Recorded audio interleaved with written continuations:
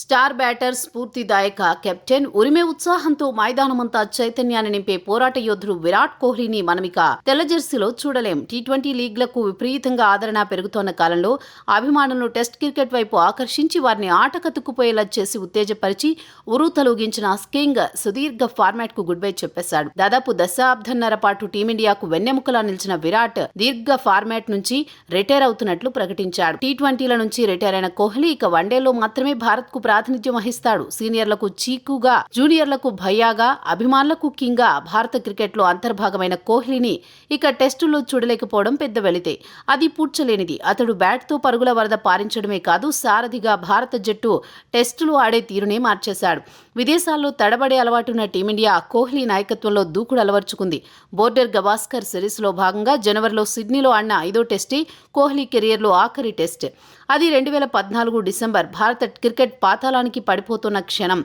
ICC points టేబుల్లో 7వ స్థానం. మేటి ఆటగాళ్లంతా రిటైర్మెంట్ ప్రకటించారు. 2 ప్రపంచ కప్లు అందించిన ధోనీ కూడా కెప్టెన్సీ వదిలి జట్టుకు దూరమయ్యాడు. టీం భవిష్యత్ ఏంటనేది అందరిలో ప్రశ్నార్థకం. భారత టెస్ట్ క్రికెట్ ఇక కనుమరుగైపోయిందనుకున్న క్షణం. అప్పుడొచ్చాడు విరాట్.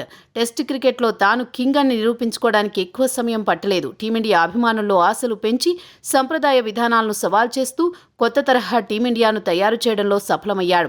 టెస్టులు ఎవరు చూస్తారులే అనుకున్న వాళ్లను స్టేడియాలకు రప్పించాడు కోహ్లీ. క్రికెట్ అభిమానులను టీవీలకు అతుక్కుపోయేలా చేశాడు. కోహ్లీ సారథ్యంలో విదేశాల్లో భారత్ 15 విజయాలు నమోదు చేసింది. కెప్టెన్ గా వరుసగా అత్యధికంగా 9 టెస్ట్ సిరీస్లు గెలిచింది కూడా కోహ్లీనే. అడిలైడ్, పెర్త్ గడ్డపై కొన్నేళ్లుగా ఆస్ట్రేలియాది ఆధిపత్యం. అలాంటిది వాళ్ల సొంత గడ్డపైనే వారిని మట్టి కరిపించి వరుసగా బోర్డర్ గవాస్కర్ ట్రోఫీలను గెలిచాడు. ఆస్ట్రేలియా గడ్డపై టెస్ట్ సిరీస్ గెలిచిన మొదటి భారత కెప్టెన్ గా నిలిచాడు. అటు ఇంగ్లాండ్ గడ్డపై భారత్ విశ్వరూపం కొనసాగడానికి కారణం కోహ్లీనే. ఆటగాడిగా, కెప్టెన్గా తోటి ప్లేయర్లలో ఆత్మవిశ్వాసాన్ని నింపాడు. అదే టీమిండియా రాత మార్చింది. విరాట్ కోహ్లీ లేకుండా టీమిండియా టెస్టు జట్టును ఊహించుకోవడం చాలా కష్టం. కెప్టెన్గా తాను 2022లో రిటైర్ అయినా లీడర్గా రోహిత్ శర్మకు విలువైన సలహాలు అందించాడు. రోహిత్ టీంను నడిపించలేని టైంలో తాను ముందుగా వచ్చి భారత్ను రక్షించిన సందర్భాలు ఎన్నో ఉన్నాయి. అప్పుడు అలాంటి మరో ప్లేయర్, మరో కెప్టెన్, మరో లీడర్ను భారత క్రికెట్ చూడడం కష్టమే.